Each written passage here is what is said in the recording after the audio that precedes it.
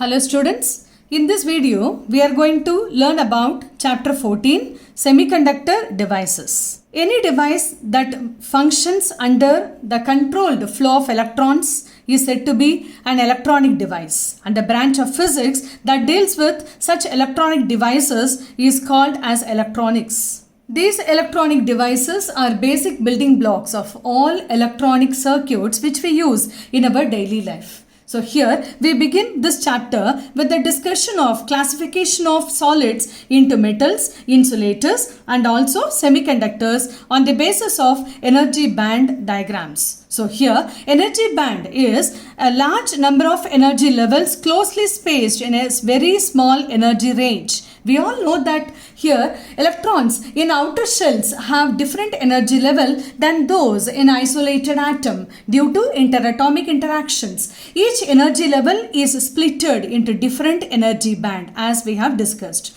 And we also know that a solid has two distinct band of energies called valence band and conduction band. You can see here I have shown. What is valence band? It is the highest energy band filled with valence electrons in it. And the conduction band, it is the lowest unfilled or allowed energy band next to the valence band. So here we have drawn valence band and conduction band for metals, insulators and also semiconductors. And they possess certain energy, and the difference between the conduction band energy and the valence band energy is said to be the band gap, energy band gap, which we have drawn individually for these classifications. In metals, when we look at this, the diagram, the filled valence band, it is overlapping with the conduction band. You can see the electrons which are present in this manner, where the energy gap is very negligible or zero. But here, in case of insulators, it is a higher due to deficient number of free electrons in conduction band. The insulators are poor conductors of electricity. You can also see the gap between the valence band and the conduction band. It is greater than 3 electron volt. And you can also see in semiconductor, it is in between the metals and the insulators. You can see it is less than 3 electron volt, and here it also has the filled valence band and empty conduction band. This is possible in case of 0 Kelvin. It behaves as an insulator. For silicon, that amount of energy gap is 1.17 electron volt, and for germanium it is 0.74 electron volt, which we have to remember. But when the temperature increases, it gets small conductivity also, that is at room temperature. When the temperature increases slowly, the electron in the valence band, it gains thermal energy and that jumps into the conduction band. When it is jumping from valence band to conduction band, that leaves some vacancy on this valence band.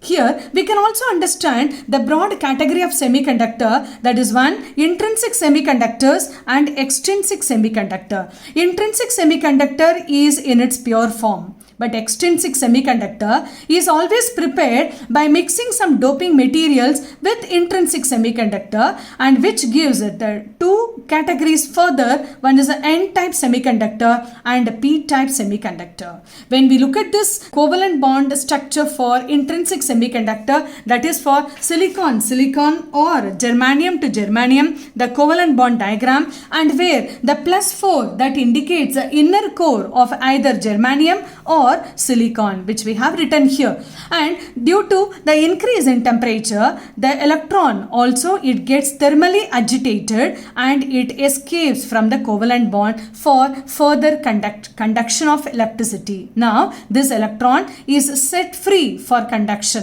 When it happens so, that always leaves a vacancy in the covalent bond. That vacancy is called as a hole. It is due to electron vacancy. So hole is nothing but the positive charge carrier.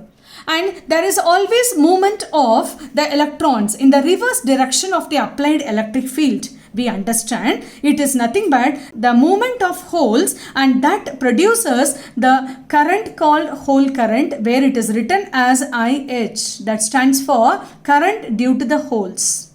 And here, in order to fill this hole, there is always a transfer of electron from the neighboring atom. Therefore, there is a motion of electron in the reverse direction of the applied field, which indicates that there is a hole which is moving in the same direction, which contributes the current, that is a hole current. There is always current due to electron, and that is called IE. Therefore, the total current is given by the sum of the two, that is IH and also IE, the hole current and the electron current. And we always understand that the extrinsic semiconductors are prepared by the process called doping. What is doping here? It is the process of deliberate addition of desirable impurity. The impurity may be a trivalent impurity or a pentavalent impurities to a pure semiconductor, that is to the intrinsic semiconductor, so as to increase its conductivity. By adding some impurities like a trivalent or a pentavalent to this intrinsic semiconductor, we always increase the conductivity of semiconductors. And that process is said to be doping. Due to this doping, we get two types of semiconductors, that is N-type semiconductor and P-type semiconductor. The formation of these conductors we will be learning in our next video. I hope you understood the introduction for semiconductor devices. Thank you for watching.